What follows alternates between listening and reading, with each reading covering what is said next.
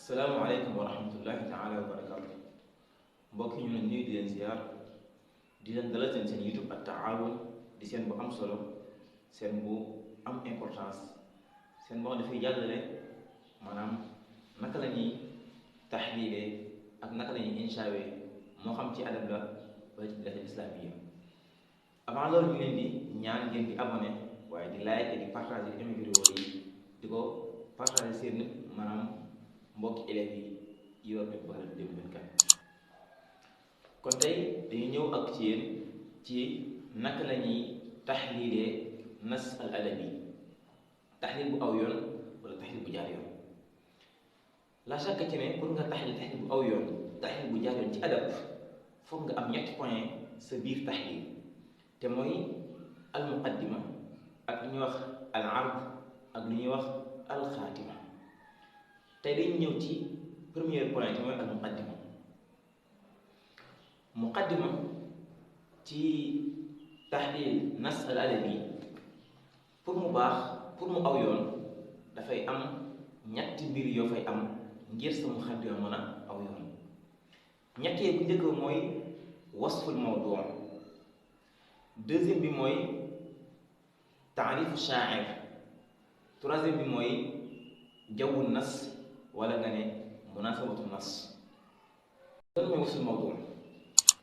wasul mawdu mooy maanaam nga melal jëmmi mawdu bi la jox nga wasfu ko melal ko bala ngay dugg ci biir taxliil. masalan tey mel nga bu la nga def wasul mawdu ci al adab amatan mooy def ak jëmmu adab nga def ci wasul mawdu, wala nga def ko ci jëmmi shi'r wala sax boo neexee nga jël shi'r ak jëmmi adab boole ko nekk wasul mawdu nga def ci li ñuy wax wasul mawdu. deuxième bi mooy li ñuy wax taarifu shaa'ir, mooy nga xamle shaa'ir bi mooy kan, maanaam fu mu juddoo ak fu mu faatoo ak fu mu jàngee wala yenn téere maanaam la bind, wala sax nag bokk nañ ko tey ci taarifu shaa'ir mooy nga xamle shaa'ir bi ban école la bokkoon, ndax classique yi la bokkoon wala ndax romanciya ci la bokkoon. troisième point mooy munasabatu nas, te mooy nas bi boo ko xoolee maanaam ban munasaba la am wala boog lan moo taxoon shaa'ir bi way xasida bii nii. bu amul munasaba am na lu ñuy wax jawwu nas, te mooy nga xool jëmmi xasida bi lu muy wax lu bari di undu nga bind loolu mu nekk sa jawwu nas. kon ñetti point yi mënta ñàkk ci muqaddima ci taxliil nas adabi ngir mu baax, te mooy wasful mawdu, taarifu shaa'ir ak munasabatu nas. kon ñëw yéen ci misaal bu gàtt pour ñu mën a xam maanaam muqaddima yan point lay laaj ngir mu mën a baax. misaal boobu mi nekk ci xasida Ahmad Shawqi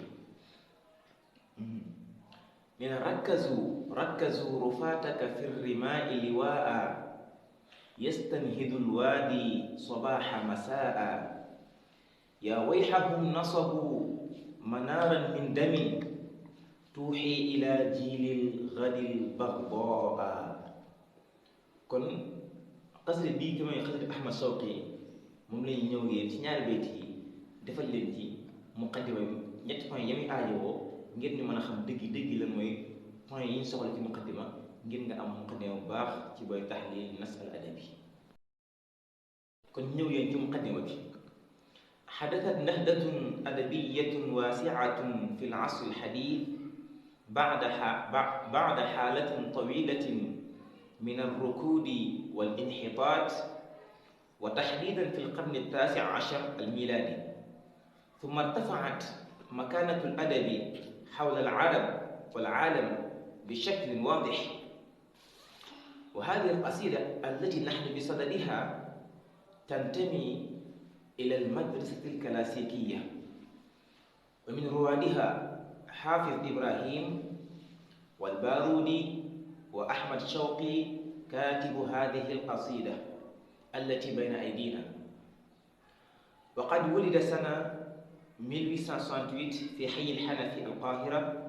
تلقى تعليمه الابتدائي والثانوي في القاهرة، ثم سافر في بعثة إلى فرنسا فدرس فيها مدة 5 سنوات، وتوفي تاريخ أكتوبر سنة 1932.